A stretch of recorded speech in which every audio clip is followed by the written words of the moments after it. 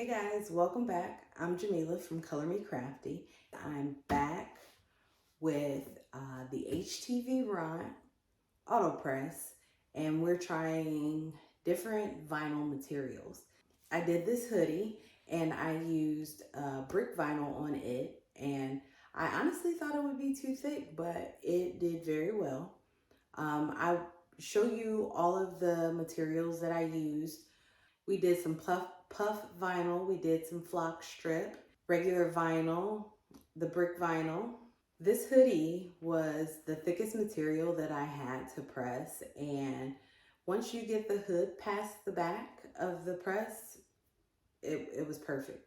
I did try sliding my material over this, but once you slide it over, you can't push it back. So that's the reason why you don't see me just putting the materials over the drawer here.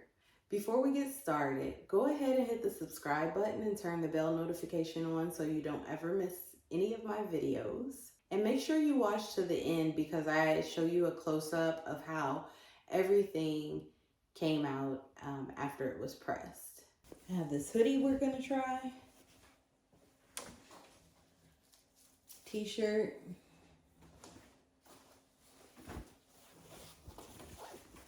Tote bag. I actually have two tote bags. I'm gonna do the hat.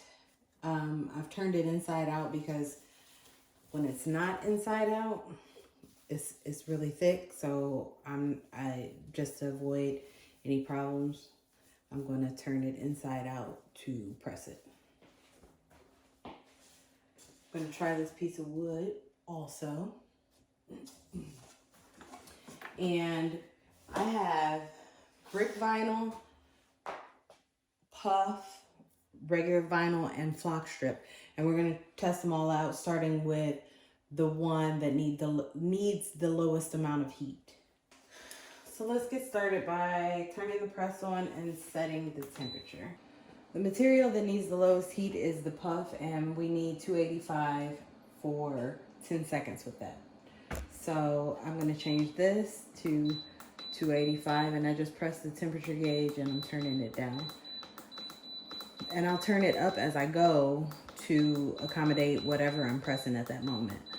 Basically, the test today is to see how well it does with different vinyls.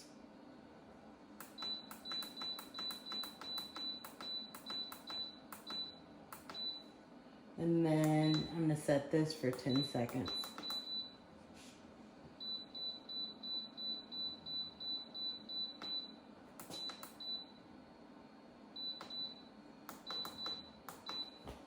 And now we let it heat up. So I forgot to hit record, but we just pressed on the puff vinyl.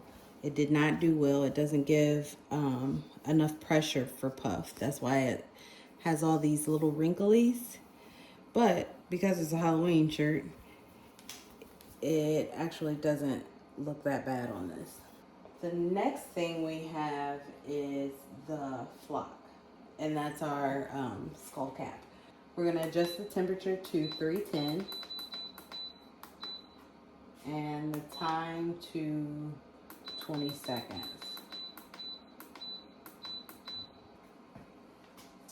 All right, so here's our hat. And I'm just gonna lightly brush it with my lint cap or lint roller. And then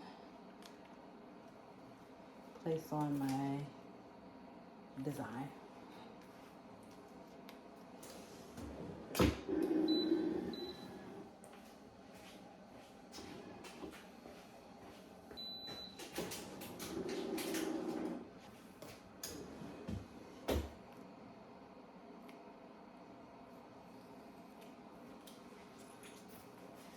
Did really well with the flock. Except I put it upside down because I have the hat turned inside out, and I should have turned it the other way. So now it's upside down on that. But the flock does very well with this press. Next we have brick, and I'm trying it on my hoodie. I think the hoodie is going to be too thick, but let's see.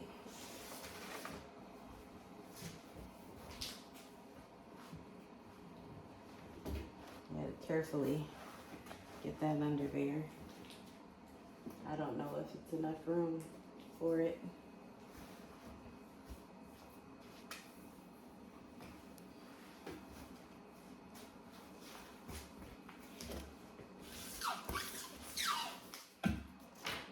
And my press cut the design all the way through, but I'm just gonna press it this way, the way that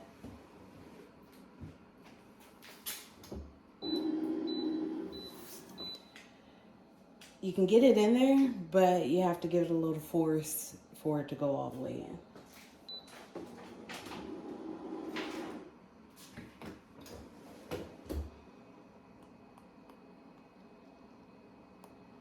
Oh, I forgot, brick is cold peel. So we're gonna let that cool. I have to tell you, I love brick, and I love the way it feels and the thickness of it. And this actually turned out pretty good. Now we're going to move on to another tote and our vinyl.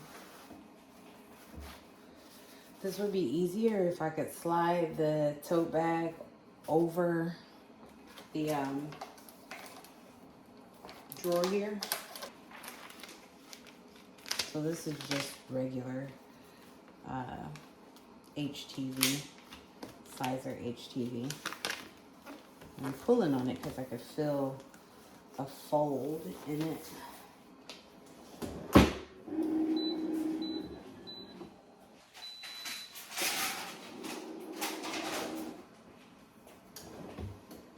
Sizer is cold peel.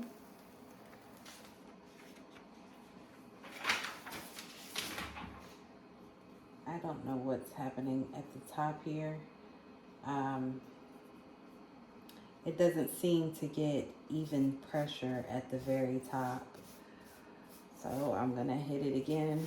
Covered in Teflon. And go over it one more time.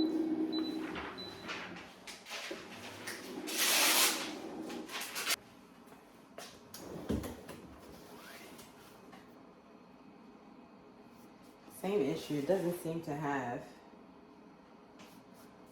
gotten the very top here. So there was the same problem when I pressed the puff. So I'm wondering if it doesn't have even pressure up at the top, or maybe this is causing the issue. Yeah, I think it's the top of the tote that is causing the issue. The last thing I have is wood, and the reason why I'm going to do this wood is because I want to try something that's a little bit thicker. So I just printed out this little thing. So that time it got it all. And last but not least, we have our wood.